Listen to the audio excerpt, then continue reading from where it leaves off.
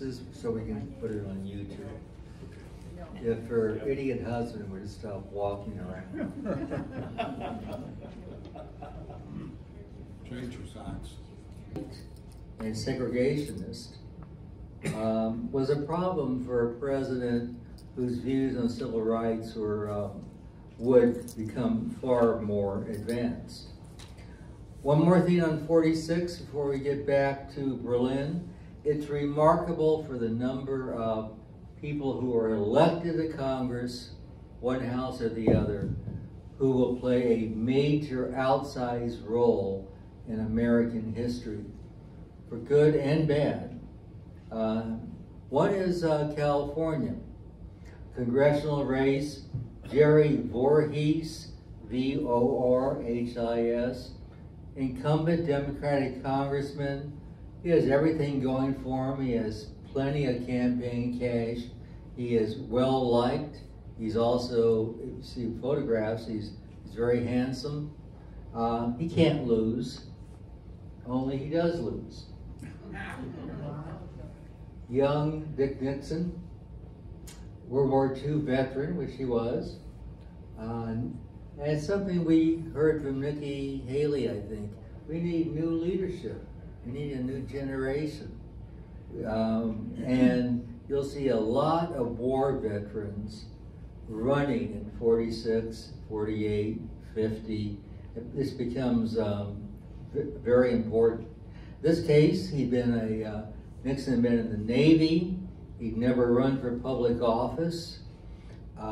He ran on one of his key issues was the Political Action Committee run by the CIO, the Congress of Industrial Organizations. You didn't have an AFL-CIO, you had a CIO and AFL. And Nixon ran on the amount of money they'd given Jerry Voorhis, and that was effective. And this was, by the way, at the time, a Democratic district, and Nixon won 56-43 against someone who was thought to be an easy re-election. And of course, we wouldn't be complete. During the campaign, this is candidate Nixon with Hannah, his mother. And I only put that in because remember when he resigned the presidency in '74 and gave that press conference where he was quite emotional, and he said, you know, my mother was a saint. Well, this was his mother. And she had spent most of her life actually volunteering and working in the Salvation Army. So Nixon's one. Nixon's the one would be his slogan in '72. Then we have another congressional race. This case, it's a Democratic race in Massachusetts. And the primary is a general election, but there are some better known candidates than the one who will win the primary in the general election running for an open seat. And one of them is this youngster.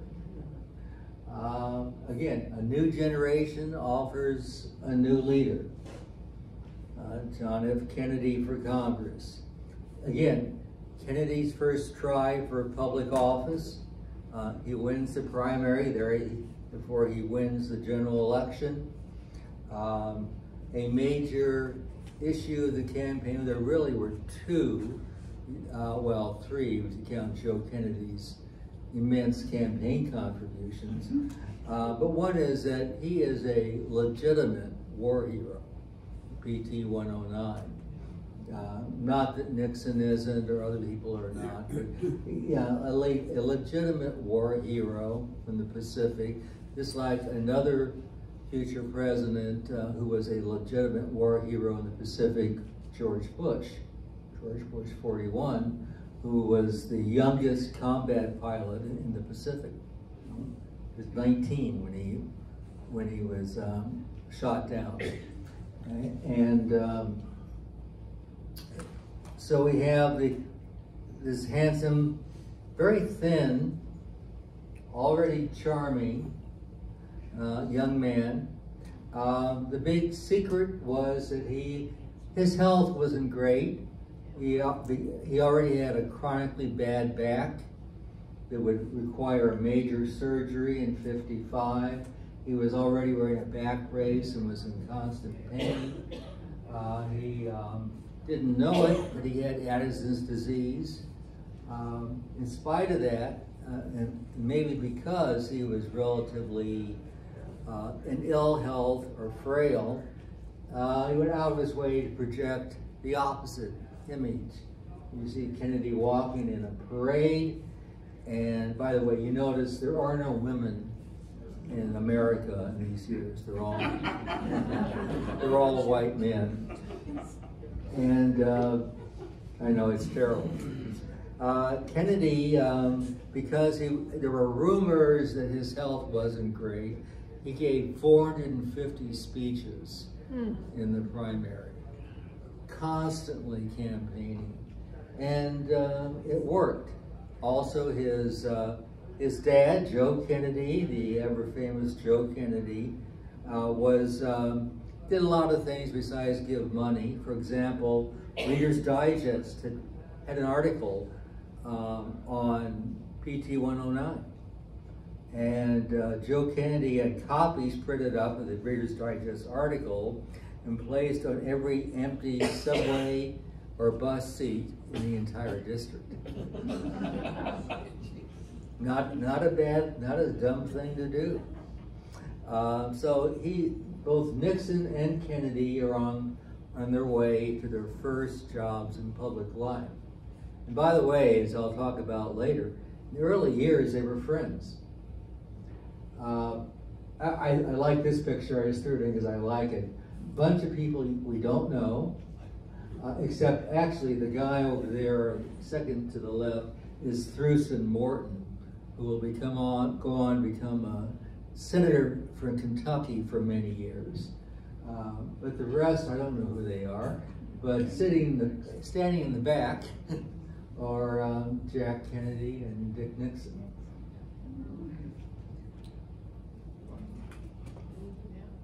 There's another winner. Speaking of the great state of Wisconsin, there's another great winner, not famous, let's say infamous winner, in 1946 in the U.S. Senate. Now, the Republicans picked up 13 seats net. Again, they took control of the Senate as well as the House. Most of the people who were elected are fine. I mean, they kind of are in the traditional center-right, center-left tradition of American politics. There is one, however, who is different. He's not well known. He is probably outside of the state of Wisconsin. Nobody knows him. And he can't win because he's running against Senator Robert LaFollette. And you don't beat a LaFollette in Wisconsin, right?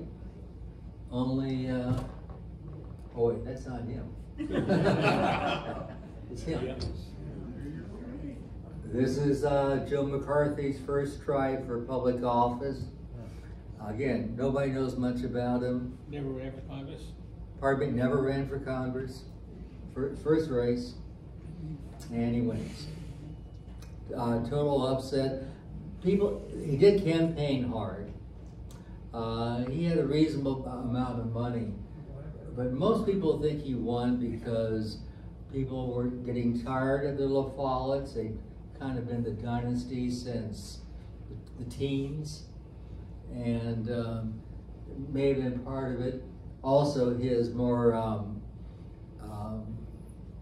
demonic side, it was not yet obvious, and he ran very heavily on what he liked to be called Tail Gunner Joe, playing on his veteran status. And you see there he is in his tail gunner rig. There are a little digression, but there are two members of Congress coming in. The other one had come in 38, but at this time, late 40s, there are two members of Congress who will, at least two that we know of, who will embellish their wartime record. Maybe one can't say lie, but they will talk about combat experiences that they never had. I guess you could call a lie. I mean, they served. Joe McCarthy was briefly a tail gunner, but he was never in combat. And there's another member, he's still in the House, had been for several years, who also will show film of battles in which he says he was in the fighter aircraft, or actually in the bomber aircraft. So we know of two cases where men who would consistently exaggerate, more than exaggerate, their heroism in the Second World War. One was Joe McCarthy. The other, sad to say, was Lyndon Johnson. In fact, Lyndon Johnson once showed film purporting to show him in combat in the White House when he was president. Johnson. Again, people are complicated. They have their good sides and bad sides. But that was the bad side. On Wednesday, November the 6th, the day after the congressional and gubernatorial elections, Margaret Truman's daughter, Harry Truman's daughter, Margaret, who, by the way, parenthetically, I met one time when she was in her theatrical stage. She went on to try to be, well, she did become an actress. And this was a stage play. And I met her, and this is in the early 60s. I thought she was completely charming. She seemed very, very charming. And she was witty. And in her memoir, she would write, "My father awoke aboard his special train en route back to Washington and discovered that he had a bad cold in a Republican Congress." Now, when's a good time to befriend somebody? How about when they're down? Truman, as Roosevelt, typical presidents going back for quite a while, when you return to Washington from your home, in this case, Independence, Missouri, you're greeted by lots of people when you get off, in this case, off the train in Union Station. You know, you have White House staff members, you have cabinet members there, you have press, so forth. Harry Truman, President Truman, gets off the train in Union Station. There's no press, I think one photographer, and there's one member of his administration there to greet him. That's not a good sign. But the one member was a then Assistant Secretary of State named Dean Acheson. Acheson. And Harry Truman never forgot that. Never forgot that, yes. Wasn't Truman once, there was a quote where he said something like, if you want a friend in Washington, get a dog? Yes, that's attributed to many people, but I think Truman may be the one. I mean, Bob Dole used that line a lot. Other people have, but most people think that Truman may have coined that phrase. If you want a friend, and it may have been here. If you want a friend in Washington, get a dog. Dean Acheson was the only person who showed up to welcome the president back to Washington. Bob Dole would have said Bob Dole uses that line. Yeah, Bob Dole used that line a lot. He would have said it himself, Bob Dole uses that line.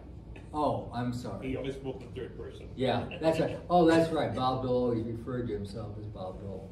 That's right. That's right.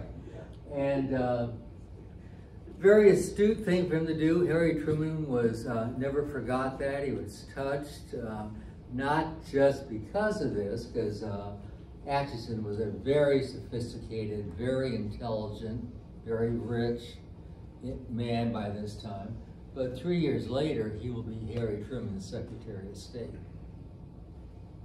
Yes, I'm moving too much. No, just No? What? do what you're doing. Again, I wanted to pull it, I wanted to note that Atchison, in short, was no dummy. He will be a key figure in the early Cold War years in this country, giant figure in foreign affairs, especially after he becomes Secretary of State for Truman, and will write his memoirs, which are entitled Present at the Creation, meaning the creation of the Cold War world. So, not the most humble guy in the world, but certainly a very smart guy. There's another one I wanted to mention, and another guy I wanted to mention. This is someone of our generation we all know, but we probably don't remember him much from 1946, 47. Anybody recognize? Fulbright. Good. J. William Fulbright. He's already senator from Arkansas. He'll be senator from Arkansas forever. And J. William, of course, he's a former Rhodes Scholar at Oxford. Truman actually will create the Fulbright scholarships and have Fulbright to the White House. This is before 1946 election. After the election, Senator Fulbright of Arkansas suggests publicly that Harry Truman resign the presidency, that he's been a failure, he's not up to the job, he can't possibly be elected in 1948. And he even goes so far, this is Fulbright, as to say that he ought to appoint Arthur Vandenberg, the now internationalist-minded ex-isolationist senator from Michigan, that he ought to appoint Arthur Vandenberg, his Republican Secretary of State, and then resign, and let there be a Republican president. Fulbright did that. He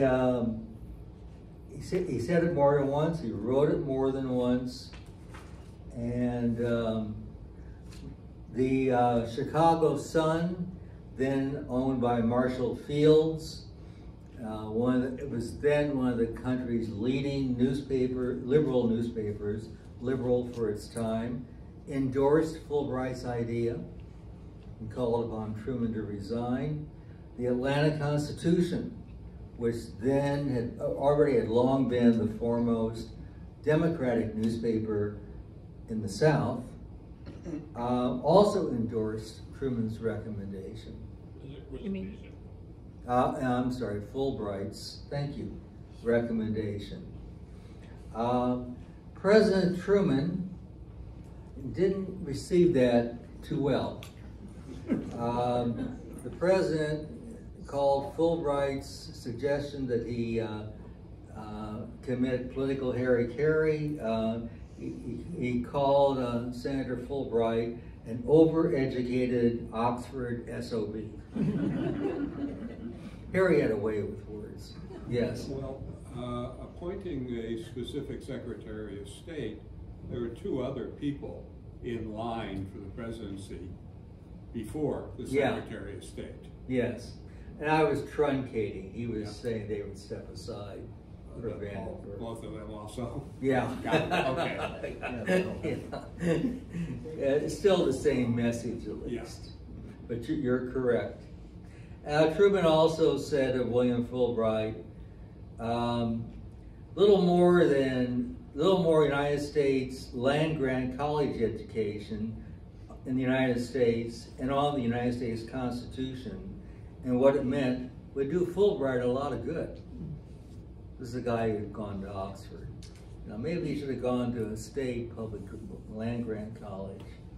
And for the rest of his presidency and for the rest of his life, Harry Truman would refer to Senator Fulbright, once the president of the University of Arkansas. I mean, he has all these academic credentials as Senator Halfbright.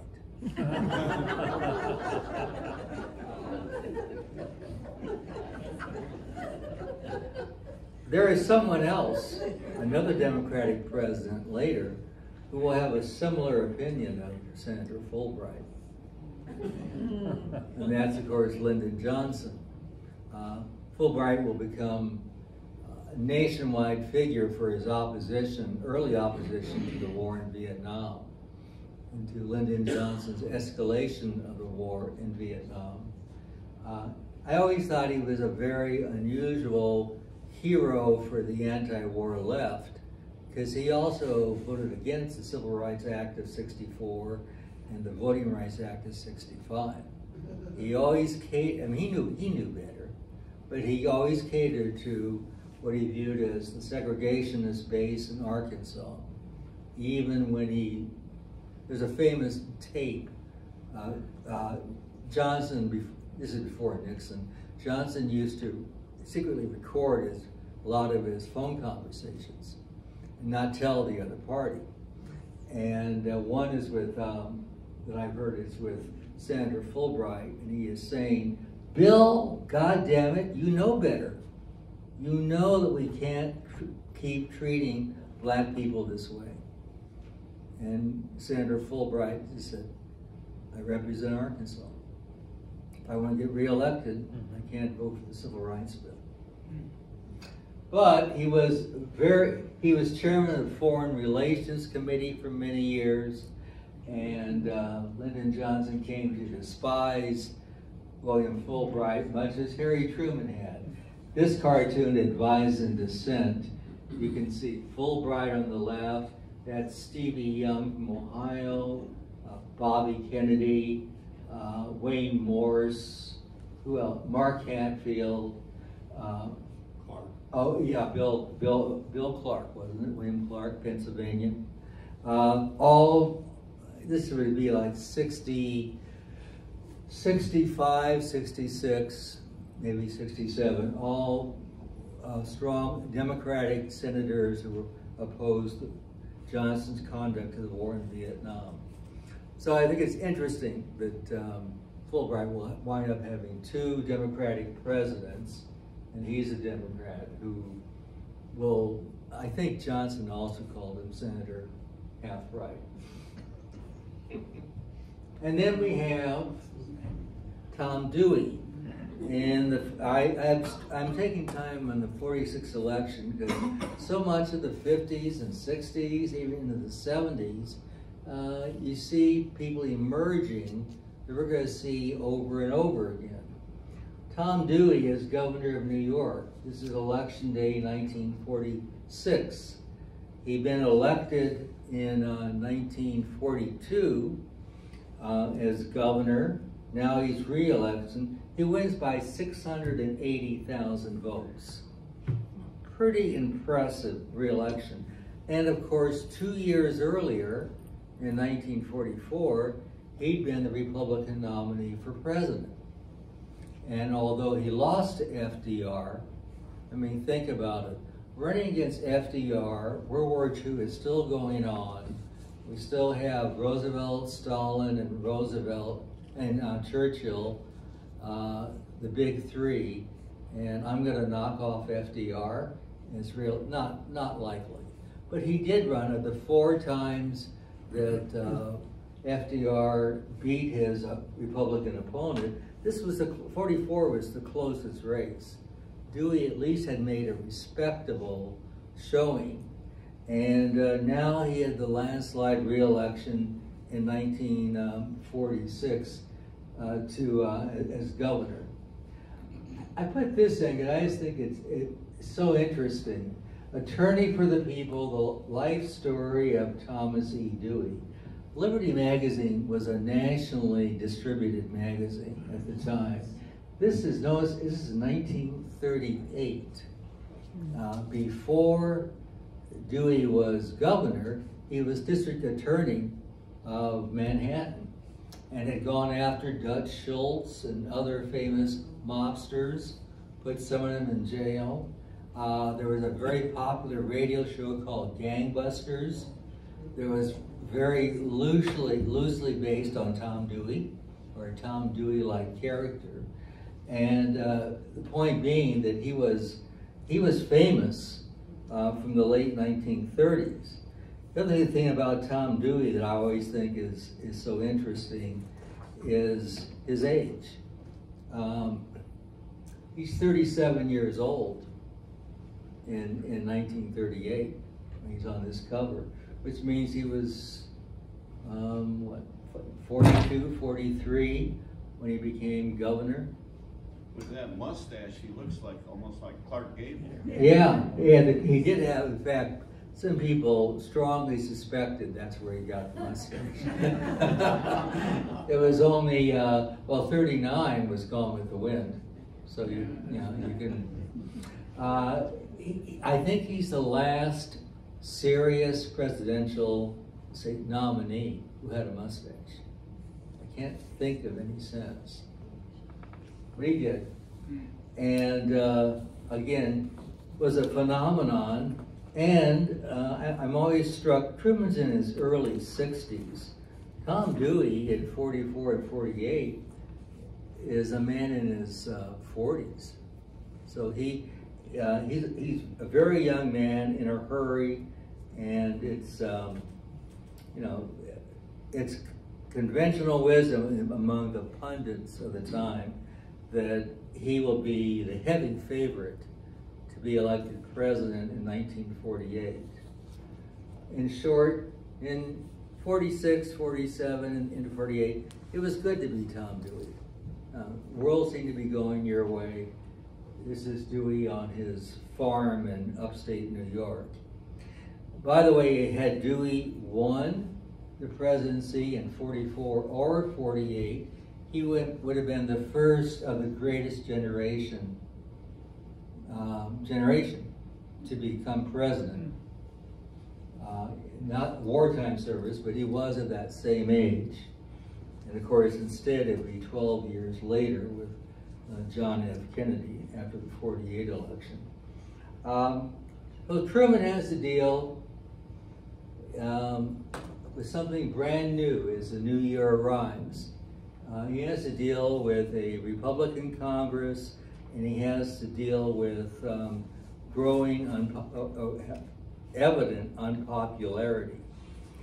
He also has little chance of getting his domestic program through a new Republican hostile Congress from day one. By the way, you know the famous Carth photograph of Winston Churchill? You know the famous Carth photograph of Winston Churchill? The one with the bulldog expression? A man named Carth took that photograph. He took this photograph too. And he took it in early 49. He said it kind of captured Harry Truman's mood at the time, which was, okay, I can buckle down and shore things up and find a way to get back into political popularity enough to be effective or not. And clearly Truman was not ready to give up.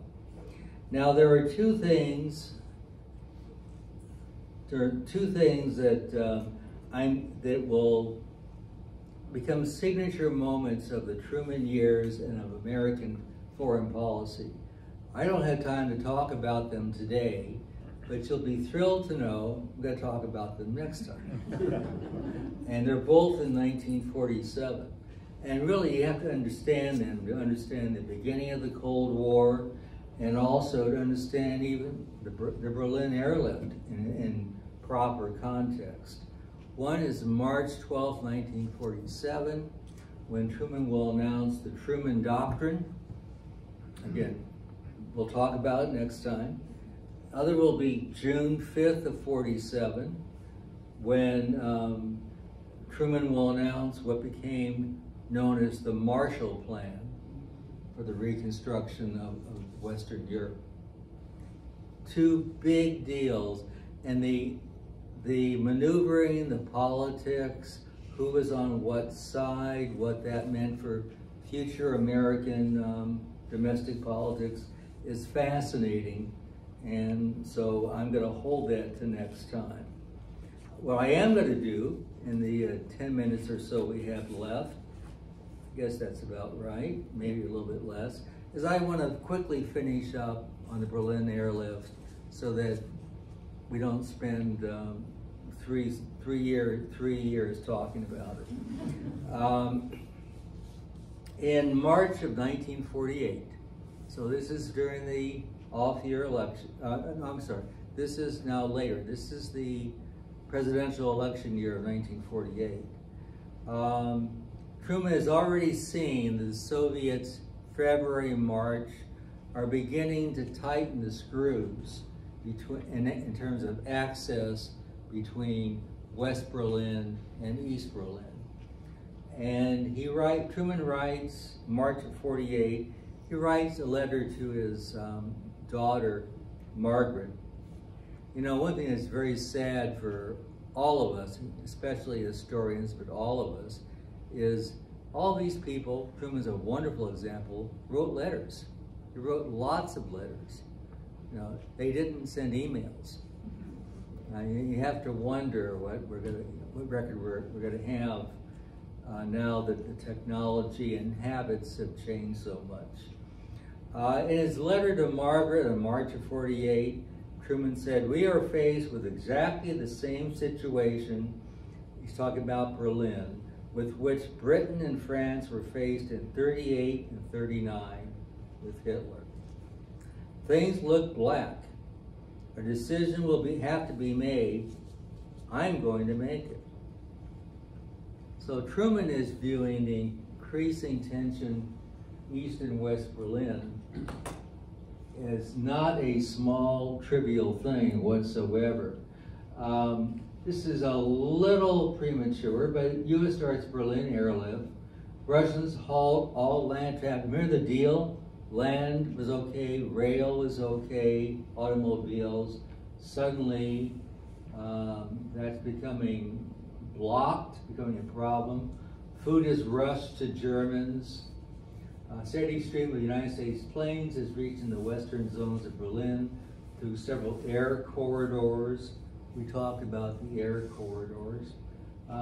Miami, April 1st, 1948, headline.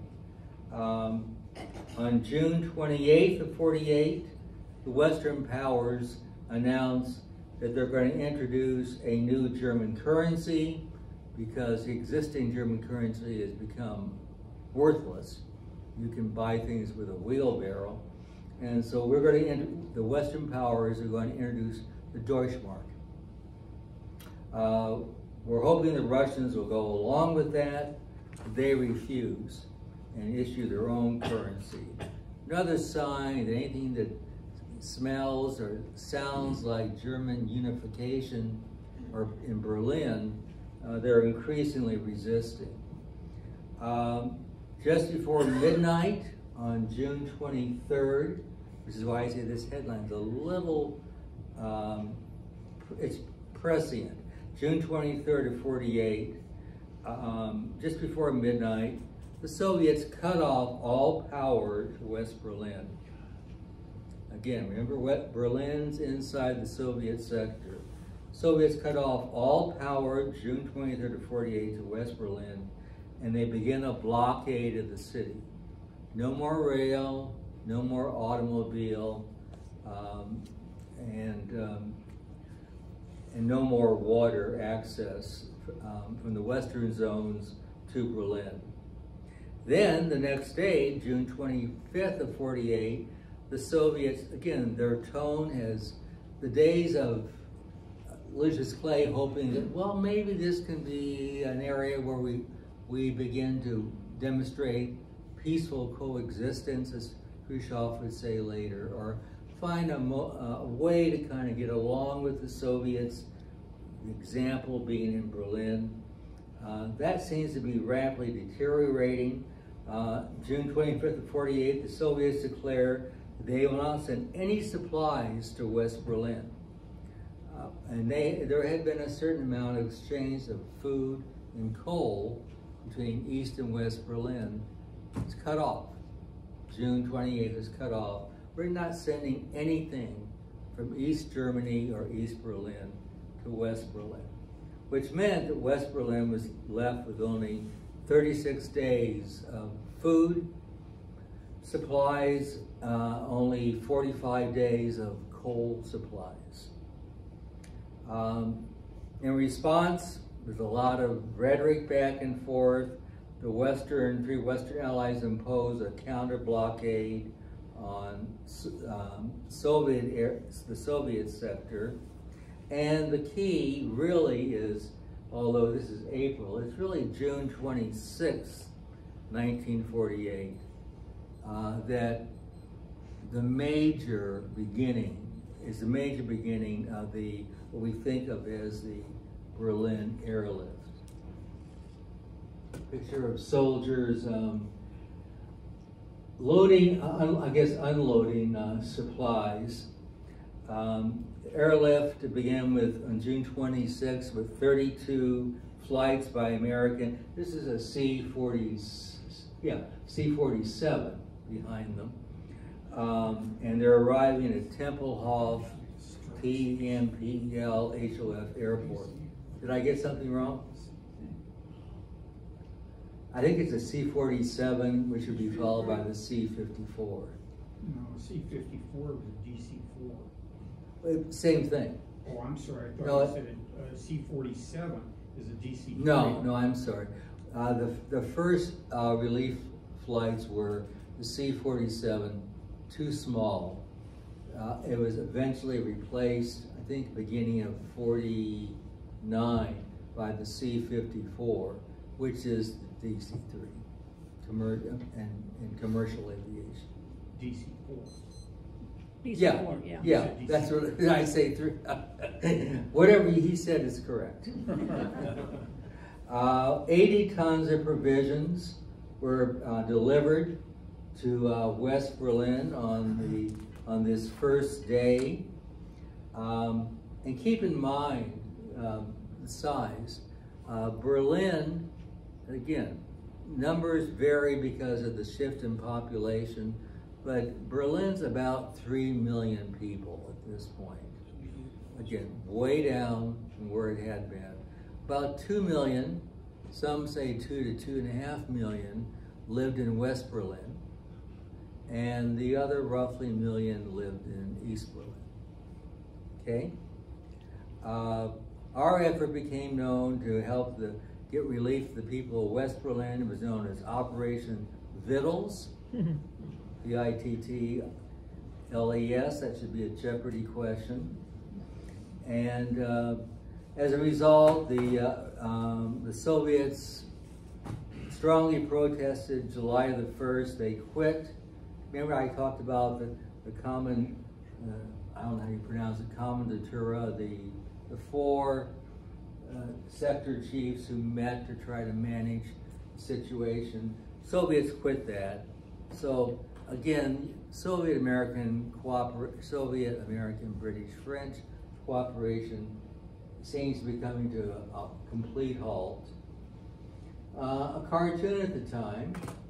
What do? You can't go by air, sea, or land.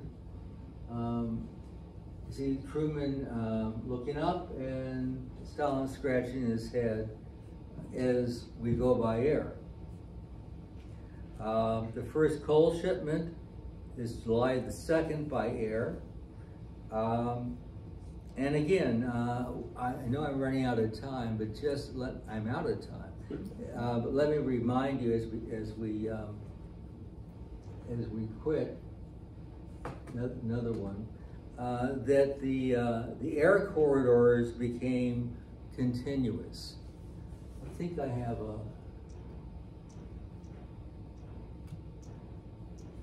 yes, I don't have handy, but the air corridors become continuous, where you will have the 3 prongs, the 3 corridors, 2 will be coming in, 1 will be coming out. And eventually, this will become a 24/7 operation primarily by American and British pilots to bring in food, clothing, coal, eventually machinery into West Berlin. And I'm at the end. I could talk longer, but you're probably ready to wrap it up for this month. How about questions? Yeah, question, please. Yes. One, were there ever any threats by the Soviets to shoot down airlift planes? Yes, yes, there were. They sent up flak. They buzzed aircraft. They sent up. They tried to distract aircraft by beaming lights, hopefully to blind the pilots as they were coming in. Did all the things you might expect, except actually hit an aircraft. And to the point that we began sending over, by late 48, we began sending over B-29 bombers, not to do anything, just to remind the Russians that we had B-29 bombers. Maybe they should knock that off. And if you allow me a second question. You're allowed. Considering the competition between Allied powers during the war, did the Western powers, were there issues like that between the Western powers and the Kommandantur? Between? They got along amazingly well. The initial American and British position was, let's find a way to get along with the Soviets. No, I mean between the British, the French, and the Americans. Oh, the French and the Americans? And the British. I mean, we had military competition there. With all due respect, the French had a token presence. They didn't really do very much in the Kommandantur, and eventually they turned over the French sectors to the Americans and the British. I know that's shocking to hear. Yes. To follow up maybe to his question, being this is only 1948, there really wasn't any meaningful presence of the United Nations in something like that. No. It's they had their first meeting in San Francisco. It's embryonic, still the UN. The UN did put out a protest against the Soviet Union for cutting off electricity and power and foodstuffs to West Berlin, but it didn't have much of an impact, except maybe just the public relations impact. Yes. The Russians were on the Security Council. They could veto anything anyway. There's always that. Yeah, and they were on the Security Council from the beginning. So you weren't going to get much. I will tell you that when this all ends, which will be in May of 1949, when the Soviets call off the blockade and the airlift ends, we will have flown 124 million miles. 700 aircraft will have been used, and we will have supplied roughly 2.3 million tons of supplies. Who was the general that handled that? The general who handled that? Logistic problem. Sheldon, I knew you would ask me that.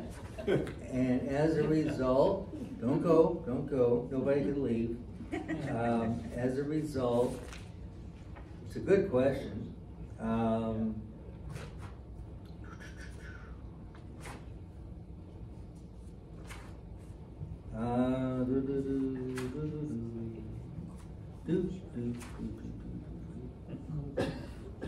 Okay, I have it in my note. Oh, General William Tuner, Tuner, was made operational head for logistics on June 23rd, 1948. How's that? Bravo. You're welcome. And thank you for the question. Okay, we're going to have to wrap it up, but thank you for your patience. And as always, see you next month.